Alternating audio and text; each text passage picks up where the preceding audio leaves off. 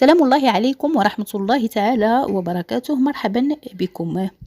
شهدت منطقة الريف زوال اليوم الجمعة هزة أرضية عنيفة، وحسب مواقع رصد الزلازل العالمية فإن قوة الزلزال بلغت 5.2 على مقياس ريشتر، وسجلت بسواحل دريوش بالقرب من اليابسة في تمام الساعة 1:35.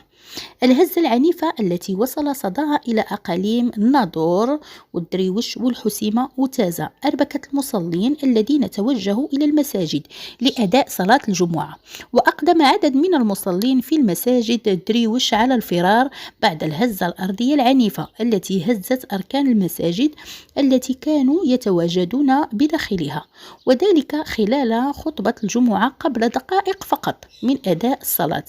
هذا ورصدت مواقع الزلازل بعد ذلك هزات ارتدادية بلغت شدتهما 3.6 و 3.3 على مقياس ريشتر.